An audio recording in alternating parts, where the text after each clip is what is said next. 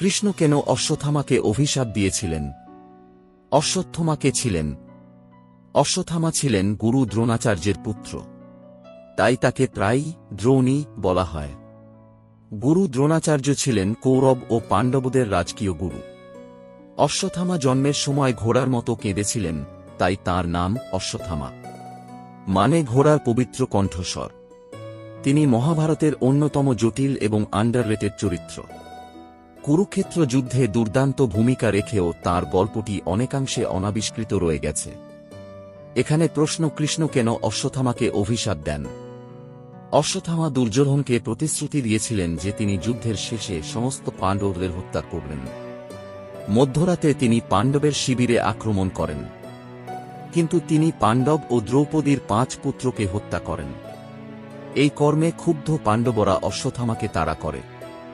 অর্জুনের সাথে তার প্রচণ্ড যুদ্ধ হয়েছিল। যুদ্ধের সময় অশ্বত্থামা ব্রহ্মাস্ত্র আহ্বান করেছিলেন। উত্তরে অর্জুন পাশুপতাস্ত্র ডাকলেন। সংসার ধ্বংসের ভয়ে সাধু উভয়কে অস্ত্র ফিরিয়ে নেওয়ার পরামর্শ দেন। অর্জুন তা করতে পেরেছিলেন, অশ্বত্থামা পারেননি।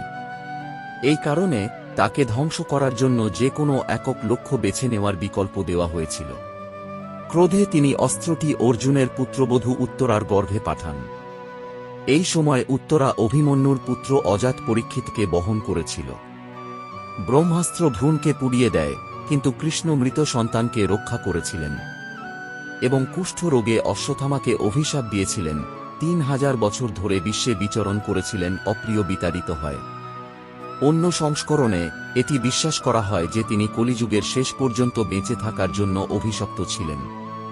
তাহলে আপনারা জানতে পারলেন কৃষ্ণ কেন অশ্বত্থামাকে অভিশাপ দিয়েছিলেন। ঈশ্বর আপনার মঙ্গল করুন। আজকে এখানেই শেষ করলাম। আপনাকে অসংখ্য ধন্যবাদ আপনার মূল্যবান সময়টুকু আমাদের দেওয়ার জন্য। আপনাদের যদি এই ভিডিওটি ভালো লেগে থাকে তাহলে আপনি আপনার বন্ধু ও আপনার পরিচিত মানুষের সাথে শেয়ার করতে পারেন। এরকম আরও ভিডিও পেতে হলে চ্যানেলটি সাবস্ক্রাইব করুন।